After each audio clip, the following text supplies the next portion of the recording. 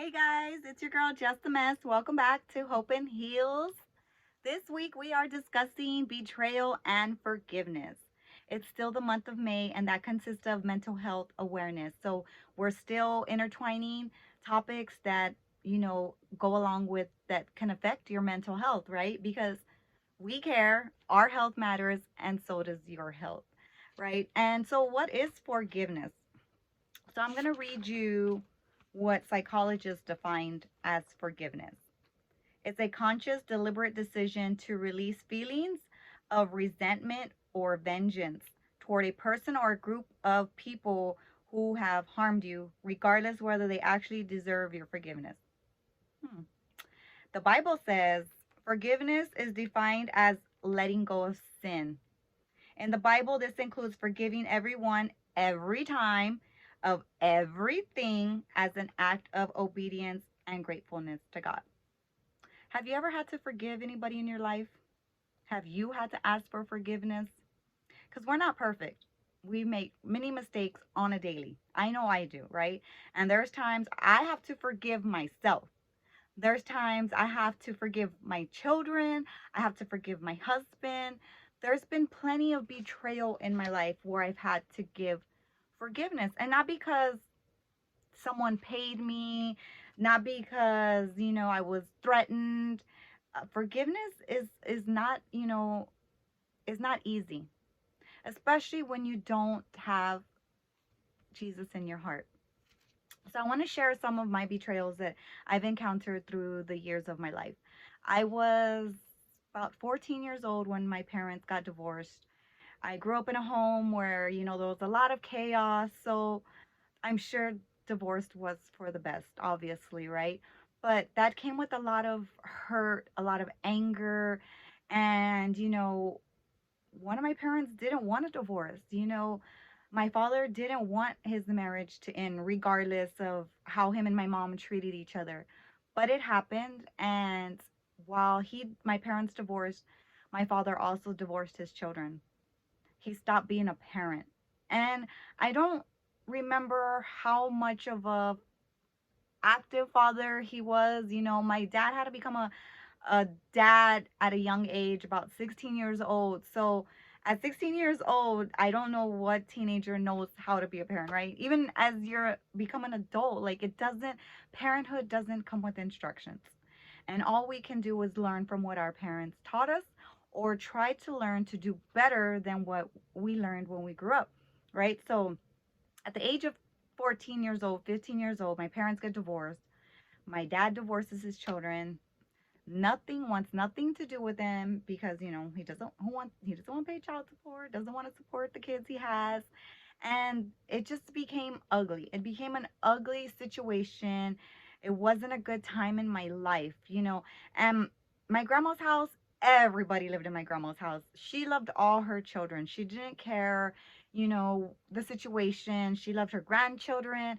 Everybody was welcomed in her house. So it was awkward. It was weird at times, me being at my grandma's house and seeing my dad there and him not interacting with me or my brother or talking to us. And it was a very difficult time in my life. And with all that mess and all that rejection from him, I built up anger and I built up hate and bitterness toward him, and I didn't want nothing to do with him. And I remember before my grandma passed, she used to beg and cry and plead with me, please, mija, please forgive your dad. She knew he was wrong. She knew he wasn't in the right, but my grandma wasn't a lady who judged anybody.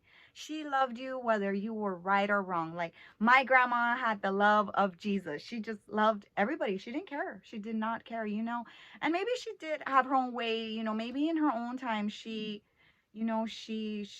cried, or maybe in her own time, her prayer time, but I didn't see any of that. I didn't see any of that. And I was so young at that time. So from 13 years old, before my grandma passed, I was in high school. So from around 13 to all the way to about 17 years old, my grandma would always, mija, forgive your dad. Beg and plead me, mija, forgive your dad. And I'd be like, no, grandma, I'm not going to forgive him. He's mean. He's evil, and one day he might need blood from me. One day when I have children, I was thinking that far ahead. When I have children, grandma, he's gonna need something, and if he's dying on his deathbed or he needs their blood or their organ, I'm not giving it to him. I remember telling my grandma that, and I can only imagine my words were so hurtful to her to hear her granddaughter say that about her son, right? And rest her soul.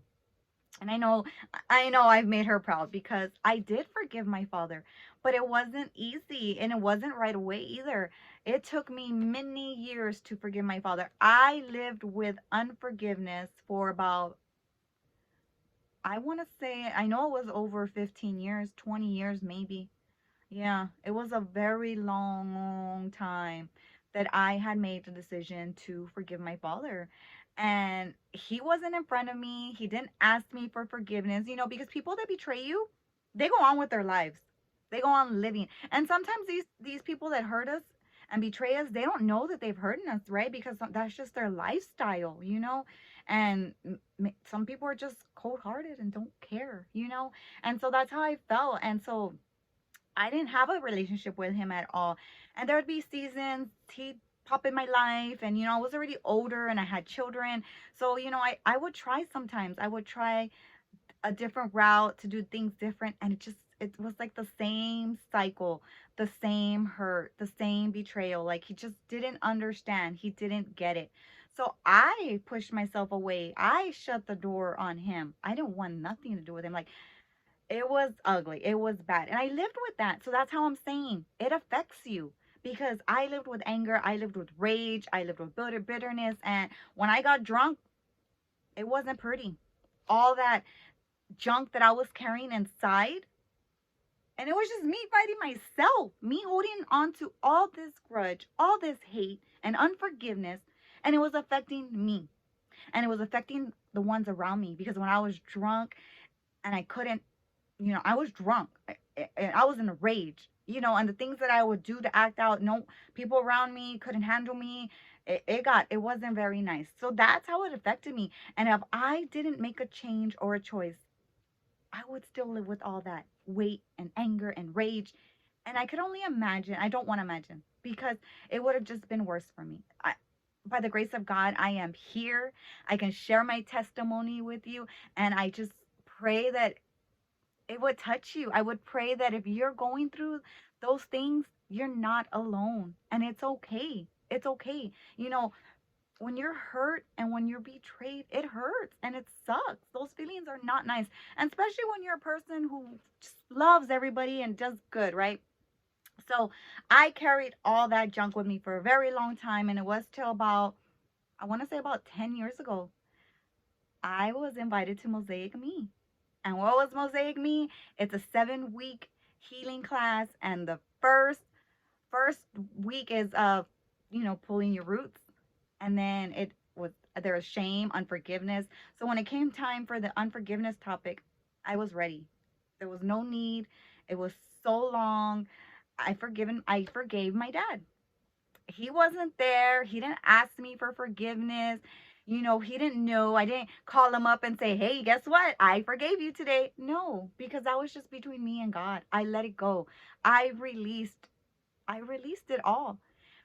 For whatever hurt I felt, for whatever rejection I felt, for whatever actions I took upon all those feelings, I forgave him.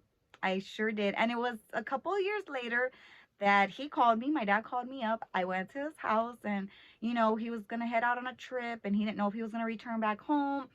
And he asked for my forgiveness. He asked me to forgive him for not being there. And that was just a beautiful moment because I had already forgiven him. And so for him to ask me to forgive him was just a moment for me and God because I was like, I already forgave you. Like, I was like, God, this moment, that was just a precious moment.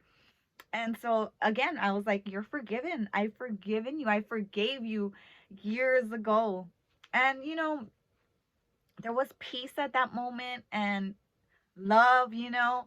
But sometimes people are not meant to be in your lives because you're not a doormat. And it's okay. It's okay. Yes, we are to forgive, which I did forgive him, but it doesn't mean I have to open up the door and give opportunity to have a relationship. And I did try many, I tried certain things and it just wasn't there. It's just not there. And who's to say? I don't know what the future holds because we still don't have a relationship. And I'm at peace with that, And it's like every time I feel that he comes back or tries to open the door for certain things, I see it. Like I know the right away. I see the red flags, and I'm like, nope, stop it right there because I don't want to be hurt by him no more. I don't want to hurt him. I don't want to be. I don't want there to be that betrayal. If it's just not there, then that's okay. You just because you forgive someone doesn't mean you have to have a relationship. And if you do, that's okay. But you can be cautious. You can have your guard up, right? Because it's your feelings, it's your life that you're trying to protect, right? So that was a big betrayal for me. I lived with unforgiveness for many years, over 15 years of my life. And it took a toll on me. It did. It did take a toll on how I acted. It took a toll on how I treated other people because hurt people hurt people. And I was so hurt. I knew this man. He grew up in my household like since I was a baby. I saw him every day. I saw him every night for 13, 14 years of my life. And then from one moment to the next, bam, gone. Bye. I don't want nothing to do with y'all. Like, he didn't treat my mom nice and he didn't treat us nice after that divorce. So I was like, oh no, I was a protector of my mom. So I was like, no one's gonna hurt my mom. No one's gonna treat my mom like that. I was old enough to see the wrongdoing, and I didn't, no. And so that just, put a wedge in between us even more. And, years went on and it was a shut door for a very long time. But now I'm at peace. I have no hatred towards him. I do feel for him because he's getting older and, he didn't treat his children right. So he doesn't have very much welcoming doors. And I know the Lord says, right, love everybody and your neighbors. And I do. I love him. He gave me life, but I don't have to I can guard my heart. I can guard my feelings, the relationship, right? I'm in control. There's time he can't hurt me. You're not gonna hurt me. No. So that was one betrayal. That was a big betrayal in my life that took a toll. Are you going through any betrayals? Have you been betrayed? Have you betrayed someone? Because I was younger and I was full of ugliness and darkness that I bared the bad fruit. I was a bully. I hurt people, and I was hurt and I hurt people. And it took me a long time to forgive myself because I was mean to people. Some people I don't even know these people, and there was no reason for me to be mean through my middle school years and my high school years.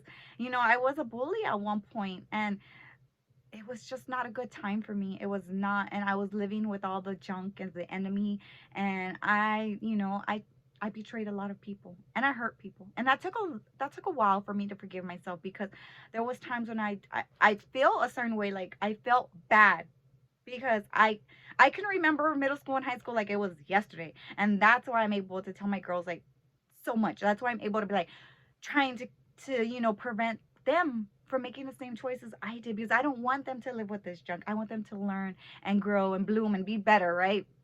That's my goal for my children. And so it took a while for me to also forgive myself. The enemy would try to come in and be like, "Ooh, remember when you told that girl that?" Or, "Ooh, remember when you did that to that person?" Or, "Remember when you went and stole that?" And the enemy would get to me, and it took a toll on me, but it took me a while. So I not only had to forgive the people that hurt me, but I had to forgive myself for the people that I hurt. And after high school, I did see a few of those people, and I did go up to them and apologize. And some were like, "What? You did what?" I don't remember. I was like, "Well, thank you, Jesus," because those weren't, memorable moments. They were embarrassing moments. So if you've had moments like that, there's no shame on you. There's not, because with God, you are righteous. With God, you are new again, right? And so I'm just here to share my love, my testimony, the things that he's done for me and the things that he can do for you as well. So that was one big betrayal in my life, right? That I lived with for a very long time with all that unforgiveness. Another one it was years ago too, many, many, many moons ago, over 17 years ago, I let a family stay with me. And I'm I welcome anybody in my home. I want to help everybody. That's just me too, right? And I let a family stay with me, and I didn't ask for rent. I didn't ask for anything. I even was like, watched her baby, for her so she could finish school or go to school. And all I ask is for, the same love in return and respect. And I didn't get that. So I didn't get that. And I was like, okay, you know what? I'm being taken advantage of. It's time to go. And when it was time for that person to go, like they made it seem like it was their house I was kicking them out of. They made it seem like I owed them. And ever since then, our relationship was just never the same. Like I could always feel like I could feel that void. Like I could feel the distance. Like, and it wasn't, it was like, I let you stay with me. I watched your child, and I asked for nothing in return. That's a betrayal. She betrayed me, you know? And I don't hold no grudges. I wish peace for everyone. And I had to forgive that person too. I had to forgive that person. I still see that person from time to time. We don't have a relationship. I wish it was different. And not to say that we didn't try, but there was just so many things that once that betrayal got in the way, and with certain feelings and things, it just it didn't happen. And that's okay. That is okay. I wish them well. I wish no bad upon nobody. These are just lessons that I've learned, lessons to help me forgive, right? Because forgiveness is a choice. You don't have to forgive anybody. You can live with it. You can be mad at them. You could be angry with them. You can get revenge. But what does all that do? Nothing. That's just the enemy's work. When you stay mad, when you stay unforgiven, when you want to attack them back, that's what the enemy wants, because it's just going to be back and forth to see who can hurt each other more, to see who can do more damage. And sometimes people get hurt, killed, in jail, and the enemy wins, right? So think about that, because I used to say a lot of times, I used to say, karma, karma, oh, karma's going to get them. But what is karma? Like, what karma to me is like, okay, so we're saying, oh, Betty scratched my car. So, oh, karma for Betty. Right? Like, I'm saying I want Betty's car to be scratched up too, or messed up even more. No, like, I can't live like that no more. I have to just let God deal with that, right? So, when someone hurts you and someone betrays you, when you stay with all that junk and anger and rage and vengeance, it does take a toll on your health, on your mind, on your heart, because it's not pure. You're wanting to get back. So there's your heart not doing anything good. There's your brain thinking negative thoughts like, "Ooh, what am I gonna do to Betty tonight? Ooh, how am I gonna get back at Betty?" No, all that's gonna kill all this in here. And then you're gonna bear bad fruit, right? Because we're gonna be talking about Betty, and oh, did you see what Betty did to my car? Oh, you know what? Betty's gonna get it. Betty's gonna get what she deserves. Betty. No, I don't want to live like that. I don't want to talk like that. I don't want to have to live with that to, affect my health. And then here I am just worrying about getting back at Betty, and I'm not worried about my home. I'm not focusing on me and my health and the good that I'm surrounded by, the blessings. So, no, we don't want to take vengeance on Betty. Another betrayal was I had this friend, right? We all think we have friends. Um, I had a friend for a very long time. I considered her family. I considered her family, and we shared things. We did things. Girly things, and had girl time, and shared laughter and shared tears, and gone through things for the past 11 years. And I thought this was going to be someone. I thought this was going to be a long life friend. And I was excited to grow old with this person and share many more memories and moments, because I considered this friend family. And so every time we had a function, they were there. Her family was there. I never excluded them from everything. I always wanted them to be around, because I just love them, and I cherished our friendship, our bond. So what I thought it was. And this friendship went through, this friend went through some things in her life, and I totally understand we are not perfect. We all make mistakes, and Well, obviously I wasn't good enough friend for her per se. So that friendship ended, and it didn't end on a nice note either. It ended with words being said to me, very hurtful and spiteful words. And man, I knew it was enemy. Once I opened it and I read it, I was like, really? Really? So I knew I was being tested because right away I was like, wanted to, but for what?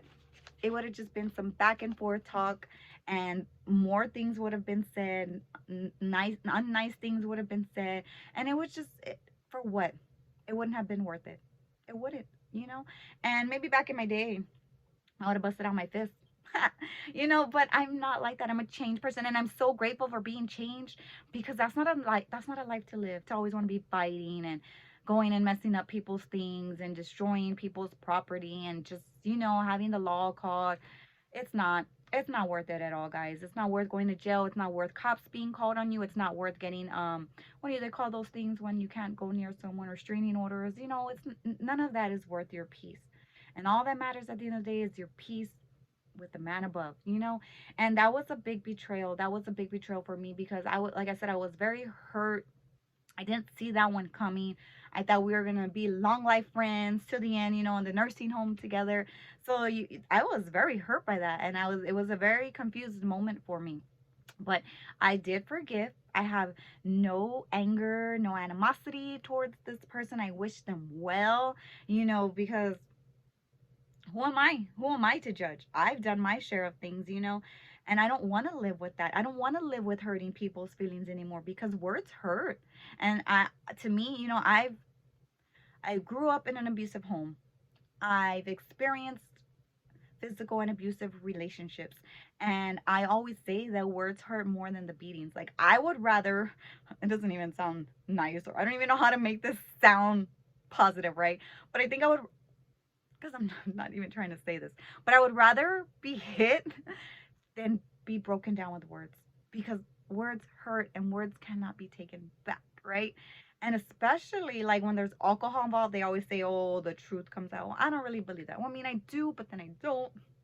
It just depends on the moment, right? Like, maybe you're just angry and you're saying it because you want to hurt the person, or it could be really true, so the alcohol made it come out, right? So it could go either way. I've done both. I've been on both sides. I've been where I've hurt person saying words, and I've been where the words have been said to me that hurt. So that's how I know words hurt, and your tongue kills. And I've said things, I've said plenty of things to hurt people, and thank God they forgave me, especially my husband, because if he didn't forgive me, we would not be here today. We would not. And that's all God. My husband has dealt with a lot when these past 11 years, going on 11 years being with me. When he met me, I was a mess, hence just a mess. And I was a mess. I was a binge drinker, and I was living with unforgiveness, rejection, everything, you name it, anger, bitterness, revenge. I was living with all that, and he had to deal with it. And he's like, hey, I just met you and I want to create a life with you, but what's wrong with you? And yeah, so thank God for my husband being a strong man, a forgiving man, because not everybody's forgiving. And he could have easily said, okay, girl, bye, you're forgiven, bye bye. But he didn't. He didn't. Thank God for him. So those are my three betrayals, and I know I've betrayed people in my life, in my past, and I'm not proud of it. And I've asked for forgiveness from God. And so I'm at peace with it. As long as I don't continue to hurt people, right? Like, that's the plan. That's the goal, is to grow, right? To bloom and do better than what we've done. And like I said, we're not always going to be perfect. We're going to have our moments, right? But I don't want to hurt people like that anymore. It takes a toll on you. So be wise. But yeah, so those are my betrayals that I've had to deal with in my past, and some are old, some are fresh. So the enemy knows how I feel sometimes, and he'll come at me like, knock knock, or he'll throw a post, or I'll get a text, or I'll hear something about the friend, the ex-friend, and it's like, not opening Pandora's box. I'm not. I'm not interested, because if I stay interested in the darkness, then I'm going to surround myself and keep myself in the junk. And I don't want that. Like, I have too much going on. I'm too blessed to be stressed or in that mess that is no longer for me. So those were my betrayals. And we are sharing 6 steps of forgiveness. So if you haven't heard Jay Soul's video by now, get to it, because she's going to share steps 1 and 2. I'm going to share steps 3 and 4. And Debbie Deb will share steps 5 and 6. So tune in to J Souls, to Just the Mess, and to W Debs. So the steps to forgiveness, I have number 3: take control away from your offender. Don't let your offender be in control. When you keep bringing up the situation, when you keep talking about the situation, when you keep saying, oh, Betty this, Betty that, then that person's in control. And Betty doesn't even know she has control of your life. Like my father, he did not know, right? He didn't know. He was gone out of my life. And there I was, letting him be in control. I was letting all that be, take control of me. And he didn't, our offenders half of the time don't even know that they're offending us or offended us. They don't know they hurt us. They just go on, carry on with their lives. And here we are dealing with the wrath and replaying the situation over and over. No, take control. They do not rule your life. You are in control. Step 4. I was kind of step 4, like, okay, it says try to see things from that person's perspective. Well, if I, like, okay, so you want me to see something my dad's perspective? Why did he leave me? Like, why did you leave your child? Okay. Or if I have to step in that person's perspective, why did she stop being my friend? I mean, I can see certain things. Yes, I can. But it's like we're not perfect. So I get that we have family members, people that we know, but it just didn't make any sense to me. So I didn't understand that part when it says try to see, but I get it. Try to see things from that person's perspective, right? But I'm like, no, I don't want to see from their perspective. But like I said, hurt people hurt people. So yes, if that person is hurting people, then me being a woman of God, then I have to be like, okay, they don't know any better, right? But just because someone doesn't know any better doesn't mean that that gives them the right to continue to hurt you. No, we are not doormats. So, step 3, take control away from your offender. Do not let your offender be in control. And step 4, try to see things from that person's perspective. Maybe they're going through something, right? So, maybe they do need someone to reach out to them, and we just happen to be that person that was in the middle and got hurt, right? But there's no excuse. To me, there's no excuse for a parent to disown their children, to stop talking to their children. So I couldn't see my father's perspective, but we are years later. He's forgiven, and next time maybe I will do that. When I feel maybe someone hurts me, when I feel someone has done me wrong, before I guess I get in my feelings, I'm going to try that. I'm going to see things from their perspective and then go from there. And then maybe I, instead of being like, oh, you hurt me, then maybe I do need to reach out to them and say, how can we help you? Like, what is it that you're going through that's making you act like that? So there's your step 3 and 4. Check out Debbie Debs, because she's going to share step 5 and 6, and those are going to be some good ones. I do have some Bible verses that I do want to share with you, but I also want to let you know there is benefits, right? Because I told you, if you have unforgiveness, it's going to take a toll, right, on your body, and it's going to have, you're going to deal with health issues because you're just living with something you can't let go, right? And it's easy. It's a choice. It's a choice that you don't even have to say, knock, knock, I'm forgiving you. Hey, Joe, I'm forgiving you. No, give it to God, and God will do the rest. He always does, right? So when this junk, unforgiveness, it lowers the levels of everything. You gives you depression, anxiety, or hostility. So we don't want none of that. We want our health to be good. We want our health to be where we're not stuck, where we're able to do for our families and for ourselves. We want to be good for ourselves. So let me share my Bible verses with you. It's Leviticus 19:17 through 18. Do not bear a grudge against others, but settle your differences with them so that you will not commit a sin because of them. Do not take revenge on others or continue to hate them, but love your neighbors as you love this yourself. I am the Lord. That is deep, right? Do not bear a grudge against others, but settle your differences so that you will not commit a sin, right? Because when we're angry and we have unforgiveness and when someone hurt us, it's going to cause us to go do a sin, right? Whether we think that it won't, it will. And God doesn't want us to commit any more sins. He doesn't want us to take revenge. It's not our revenge. It's not for us to deal and handle it, because that just gets us in trouble. And I know, because when I took matters into my own hands, God saved me, though. I should have been in jail many of times. I should have been dead plenty of times. I probably should have been, I put myself in situations where I shouldn't even be here. But God. Romans 12:19. Do not take revenge, dear friends. Instead, let God's anger take care of it. God gets angry too. Did you know that? I didn't know that. Let God's anger take care of it. So, not karma, not yourself, not your own actions. Don't hire somebody. Don't go get a hitman. Don't go pay someone to do the junk. No. After all, scripture says, I alone have the right to take revenge. This is God speaking. I will pay back, says the Lord. So when someone hurts you, when someone does you wrong, don't plan revenge. Don't take matters into your own hands. Romans 12:19 says it, and it's God speaking. Let God's anger. So that lets me know that God will be upset with them, but God will handle the situation. Not me, not you. Let God. He will pay back.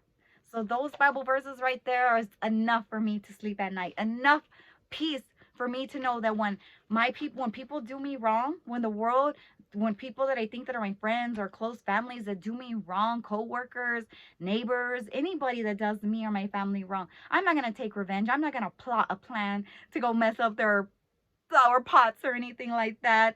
I'm not going to cut their water hose.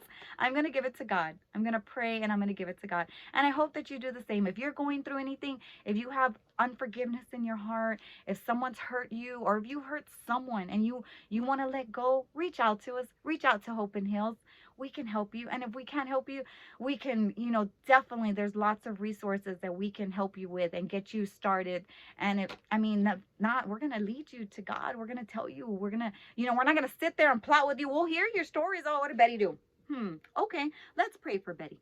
But let's also pray for you so that you don't live with that junk, right? Because Betty's gone on. Betty doesn't care. Betty's like, bye, living my best life, right? Because God's going to deal with it. God's anger is going to deal with Betty, not you, not me, right? So I hope that you enjoyed our chat about my betrayals and forgiveness. It was tough for me to forgive and let it go. And I'm so glad I did. I know I made my grandma proud and she's up there praising and for many years. And now I know what it feels like, right? Because, when my children or I'm like trying to teach forgiveness to my children, I remember like I sit there and I'm like, I know, grandma.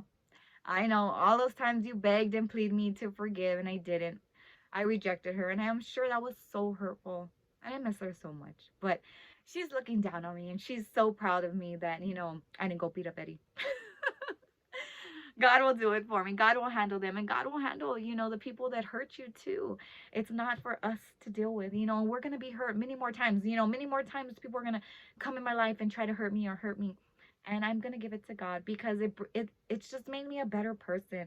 I'm not living with all that junk. I'm not, trying to take revenge and plotting the next, thing for me to go do out there. I love each and every one of my people. I love my family. I love the people that hurt me. And I'm just going to continue to pray for them because we all need prayer. We've all been hurt. And, some people just haven't healed. And, that's okay. Their time will come for their healing. And then they'll forgive themselves and they'll receive God's forgiveness too. So talk to you soon. Peace out. Much love. Jess the Mess with Hope and Heals.